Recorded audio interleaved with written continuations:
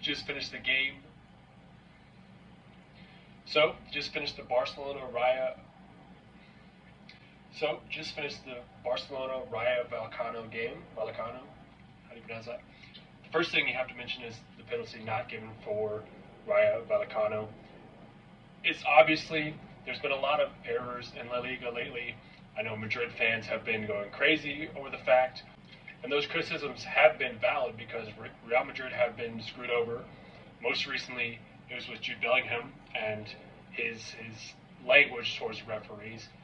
And all the players talk like this towards the referees. It's if you're going to let everybody do it, you can't punish certain players. But what I don't like is that Real Madrid fans are trying to act like it's some conspiracy against them and that they're trying to get Barcelona to win the league. It's not true. I think La Liga reffing in general is just in a poor place right now. How do you fix that? I don't know. You can't just go out and replace all of your referees.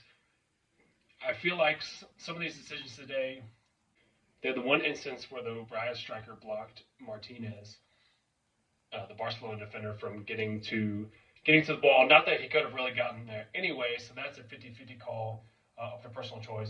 If it were up to me, I wouldn't have called that back with VAR, but that's just me. I can see how it could go the other way.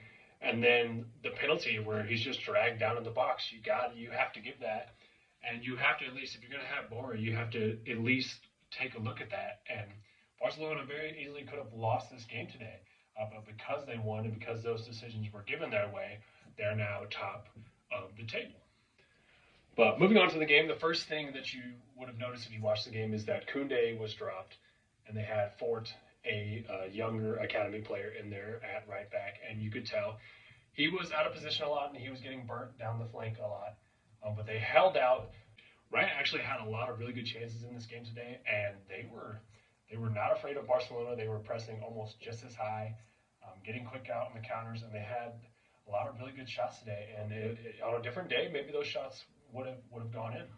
But yeah, Barcelona was really struggling to put the ball in the net. They had Rafinha could have had a hat trick today, but he missed 3 or 4 really good chances. Lamine Yamal missed some good chances, and that's probably, you got to have a little bit more forgiveness for him because he is just 17, and that's probably the one aspect of his game that isn't there yet, but that's going to come along, and when it does, it's going to be scary. And then the standout is Pedri. Pedri is top 10, maybe top 5 midfielder in Europe already at 22. It's going to be scary to see what he turns into. Some of the passes he makes. This Barcelona team would not be anywhere near first if they didn't have him in the side. And then you have so much youth across the board, and you can tell some of those guys are really young. You know, with Lamine Yamal and with Gavi, he makes a lot of mistakes, and he puts in a lot of errant tackles that he probably shouldn't. But sometimes you do need that aggressor in there in your side. One person that did play really poorly, and I am not a huge fan of, is Frenkie de Jong. I don't know what his best position is or what his best strengths are or what he really does on the pitch besides maybe, he's positionally sound, I guess, but there's a lot of people that could do that. I'd almost prefer if they played Dani Olmo in there in front of him. But yeah, they go top of the Liga now. They're tied with Madrid. It's going to depend on the results next weekend. But with Atleti and Real Madrid both falling, and Real had that, they went down to 10 men with Jude getting that red card, controversial decision.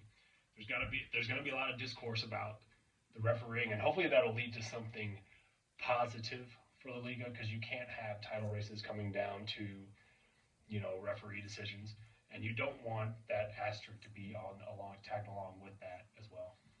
And as I previously stated, Barcelona is one of my favorite teams, to win the Champions League. But after watching this game today, I'm kind of reevaluating that, just because I think they're really young and inexperienced in a lot of areas of the pitch that might hold them back compared to, when they go up against a team like Liverpool, who has experience across the board, good coaching, and, wonderful finishing. Like, they haven't really had a bad day this season yet.